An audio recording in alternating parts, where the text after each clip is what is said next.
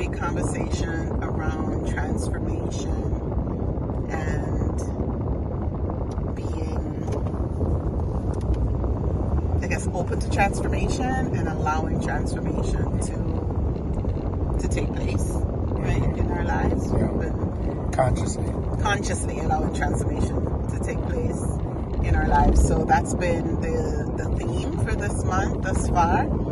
And like we always say, you can watch the lesson on the Universal Truth Center YouTube channel and kind of check it out. You know, you can fast forward, do whatever, get to the lesson, get to the meat of the matter. But the singing just been dynamite too. Yeah, it has been. But you know, sometimes people are like, oh, you know, they're watching so many things. So whichever one, if you're into the music, turn it on while you're at work, and or wherever you are, and have it play. But you want to get to the meat of the matter, the meat of the lesson. So today we're talking about resisting not your transformation.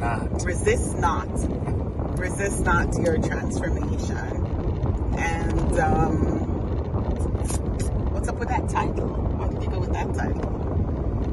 Because when it comes to change and growth and transformation, resistance is a natural force that comes up in our life, and sometimes we give in to the resistance. Yeah. The resistance is not a walk in the park. Walk in the park in terms of what, like? It takes a lot of energy, a lot of effort to be a part of the transformation process in your life. Because you're going against that's what was all that was before you in your life. Before you, or not even what is present? Before how you used to be, how people are used to interacting with you and being with you. All of that is going against you. Yeah. It's almost like you're going against the sand, or that's what they call it. Going against the grain of how you used to be. Yeah. I mean, transformation on a whole is not comfortable, but I don't think that it was meant to be comfortable. You know, because it's like giving birth, I guess. It's like, yeah, you got it. You know, it's like giving birth to a new you. You're giving birth to a new you. So there's what could be comfortable or smooth sailing around that. You know, but if we are to evolve into who we're meant to be, it's a part of the life, part of the process of life, of living. Yeah, and it's a natural thing though, Charles, because it happens in nature just naturally, right? It happens all around us naturally, but I think the human community have a hard time with it because of, like you said, the change part. We have a hard time with that change. Yeah, and just look at how you react to change in your life, big or small, however way you want to look at it. Most, if you be honest with yourself, most of us go kicking and screaming. Yeah. With any type of change. Yeah. We get upset, we get disappointed. And as you talk about that, so if we're not big into labeling the positive, negative kind of change, but it's funny how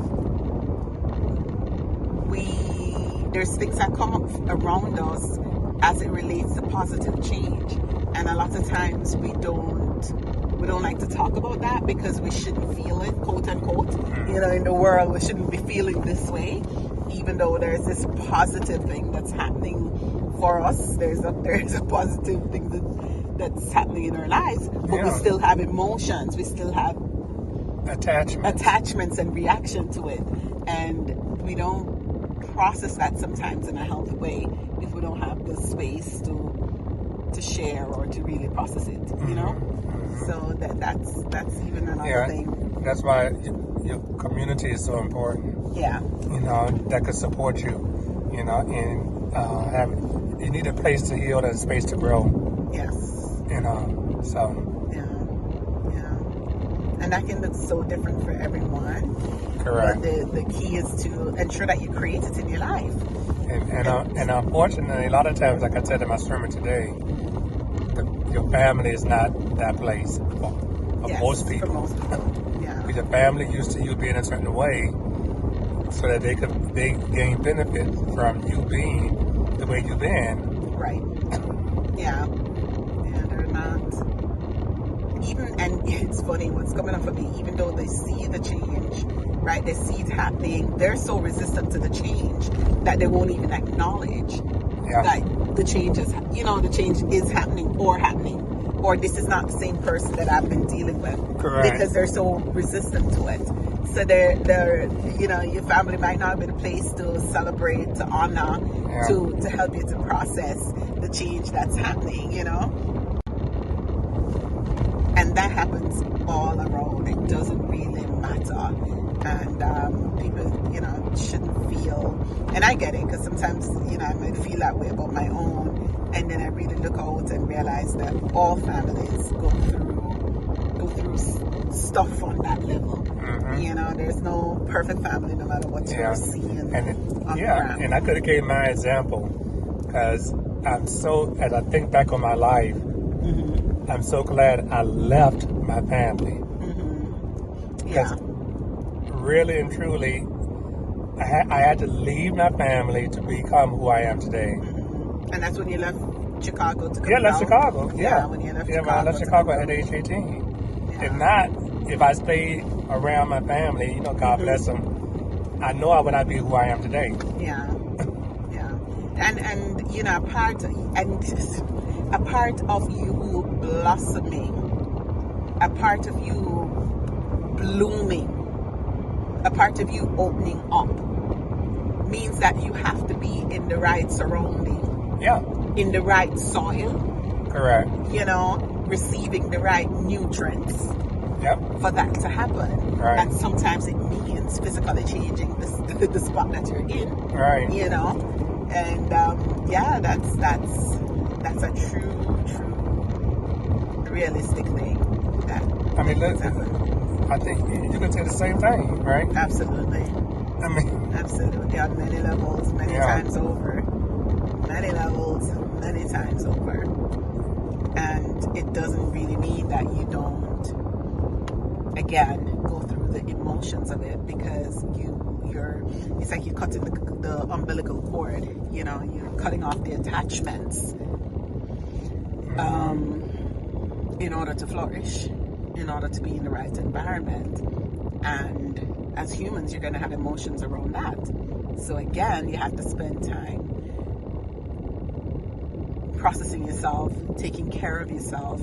And what I'm finding is you have to take responsibility 100% for your self-care, whether it's mentally, emotionally, spiritually.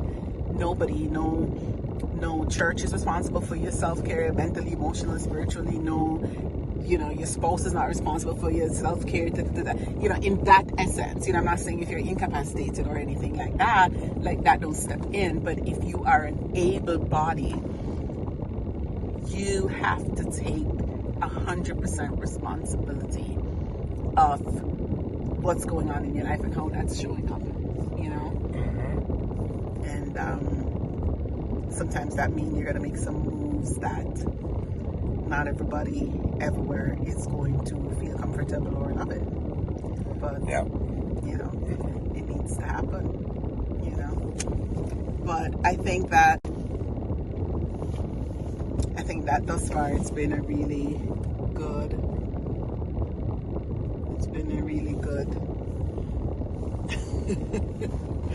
that's what I do. I peep on the text message that's coming in to kind of see what's going on. I don't know. This is kind of wide on my head. I gotta get to the hair place. Yeah, so that's a conversation on transformation. I think when I was looking, let me see if I had wrote down anything that I wanted to bring in.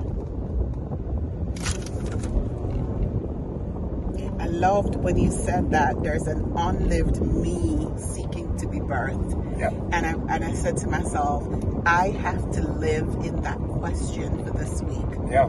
I have to live in that question. There's an unlived me seeking to be birthed. Yeah. And the seeking to be birthed part is the transformation that's seeking to happen. That's it. And then the unlived part is the possibilities. Potentials. And the potentials, yes, the potentials and the purpose. And I was like, I have to live into that to see what that feels like, look like, smell like, taste like. What environment does that need? You know, what nourishment does that need, right? For that unlived potential to be birthed. Mm-hmm. And yeah, wow. I was just thinking about the concept of a baby being born, you know, and that embryo lodging in, taking soil, taking suit, and then sitting in that gestation period, you know, to come through. That's something to sit with. But that's a whole thing. That's a whole thing. So I really liked that quote. That's something that I wrote down. And I like the part that said, you said something about invested in who you are meant to be, or invest in the status quo of you. Right. The you of the olden days. What are you investing in? And again, that ties back to what I was saying about like taking 100% responsibility of your self-care, your environment, your nourishment, your food, of what is seeking to be birthed through you and in you as you. Correct. Means that you have to make a conscious decision or effort to say, what am I investing in? You have to be intentional. Yeah, you got to be intentional. What am I investing in? Am I investing in who I'm meant to be, or am I investing in the status quo of who I am? Are you okay with that? That's great. Yeah, that was a good one. And your family, friends, and if you're not in the right community, they are invested in you staying who you are. Absolutely. You know, there's this, you know, the owner for Slutty Vegan, Pinky Gold. She had a quote this week. And I was on Threads, okay, my new thing. And I actually had to comment on it when I saw the comment on Pinky Gold. But it said that, I don't even know why I'm bringing it up in this space, but it said when people consistently take your money with the intention of doing absolutely nothing, that is abuse. Okay. And I had to sit with that, you know? I had to literally sit with that for a minute. What came up for you around that? I guess on personal levels, it's, you know, it's just when people just think that and I think she said your hard-earned money. It's like, you know, you might be in a position where you're working 8 days a week, you're working evenings, nights, maybe 2 jobs, 3 jobs, you know, to make ends meet, or to make a little bit beyond ends meeting. But then when you look at your human community, there is hurt happening. You know, there's people struggling or people needing, wanting something, and hopefully the reaction is that you help and you aid and you assist and you give and you support, you know, those in your circle. But then there's times when you have those in your circle who you're aiding and you're helping and you're supporting, and they're intentionally doing nothing. And for me, when I read her quote, yeah, they're just sitting by the pool. There you go. They're just sitting by the pool. And I think the abuse part kind of struck me. And I wonder, now that I'm talking about it out loud, if it's and I guess for me personally, what I came to and I got awoken to was a self-imposed abuse for me, you know, because of the attachment, or you want to be liked, or you want to be loved, or you want to be, it's like a transactional relationship that I found myself in, You know what I mean? It's toxic, right? I'm not flourishing in that relationship, even though I want to give and I want to help and I want to assist and I want to do all of that, but you're intentionally doing nothing to better your situation, then is that a form of abuse? And so I said, well, if I stay in this relationship, am I in an abusive relationship? You know, and they don't care. They're not doing anything. They're by the pool, just chilling, having pina colada. You know, and I might be they want to do better, pretending they want to do better, and I might be working 8 days a week. You know, 8 days out of the day, 7 days a week. So yeah. Now the transformation around that, when you're awoken to are your relationships transactional or not? And if you decide, well, you know what, I want to have healthy relationships, ones that support each other, support the growth of each other, support, you know, create the safe space for each other to blossom and to bloom, then I'm going to shift it up. And that can be uncomfortable. Transforming that relationship can be painful and uncomfortable. You know, what's your thoughts on that? Yeah, any transformation is challenging and painful, but especially one where it's benefiting one person, not the other. Right. The one who is getting the most benefit from it without making a contribution. And they ain't gonna want you to change, boo. Correct. They ain't gonna want you to change. They're gonna tell you that you ugly and you everything else.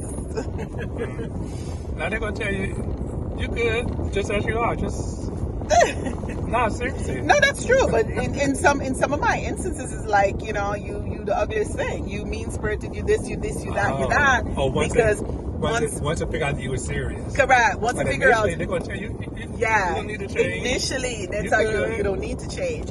When you start setting boundaries now, they start calling you everything ugly in the book. You know, and you're gonna have to work through that, because you're gonna have to emotionally work through that. You know, so yeah. I think transformation is a lovely conversation. Why do you think it's so lovely?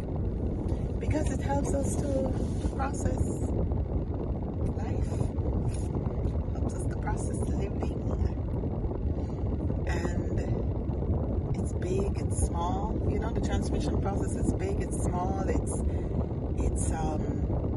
can be, you know, it impacts you emotionally, spiritually, it impacts you physically, it's a part of the whole life. You know, I don't think transformation can be separated outside of life. Really. You know, I really don't think it can. But hey, so we had another prayer chaplain installation today at church also, and it's a wonderful commitment. Another year commitment of service, of praying with and for the members of the community, and yeah, that's good. Anything else came for you today? Well, that's about it. That's about it, guys. This has been a wonderful week. We celebrated 11 Resistance years. is futile. Do not resist. There you go. Resistance is futile. Do not resist. We celebrated 11 years this past week on July 4th, the year of steel. And I have to say, each year is a transformational process in marriage too. And we have come a long way, and we will continue to go a long way, transforming each day, each week, each year, as we both individually grow and collectively mature and grow, don't you think? Yeah. Marriage should be a part of the whole conscious transformation, shouldn't it be? Conversation. you show Mom the little gifts I gave you? I did. I did. I showed her the keychain. I'm like, here you go. She's like, that's so cute. You didn't show the bookmark? So, yeah. I showed her the bookmark. Yeah, because we were in the store, so she saw all of them. But yeah, so we had a wonderful week. We just went to the beach, we relaxed, and thank you all for your well wishes also. That's been happening on Facebook and different places. We appreciate all the love, the prayers, the support as we continue to journey. And so remember to like, subscribe, and share Shaky Chronicles right here. Leave a comment, drop a comment, let us know how you're doing in your transformational process. And did you, maybe you have some ideas around hiccups that you have faced when going through some changes, and things that you did that may be helpful to someone else, because this is just a space to share thoughts, share ideas, and that should be hopefully helpful to somebody who's listening to it. Anything else you want to say about resistance or anything, Bruce? No, resist not. Don't be assimilated by resistance. Say yes. Say yes. Say yes to your transformation and growth. When opportunities come up for you to grow, say yes to them. Yeah. They won't always look easy, but it's your opportunity to grow and transform. Yeah. I agree with that. So take care of yourselves, right? Give yourself what you need. The nourishment, the environment, the space, physically and mentally, what you need in order to flourish and transform the best way you know how. Until next time, thank you so much for being a part of Shaky Chronicles Sundays with Shaky and Charles. I am Shakira, and this is my lovely husband, Charles. Bye, everyone. Try to drive. Live long and prosper.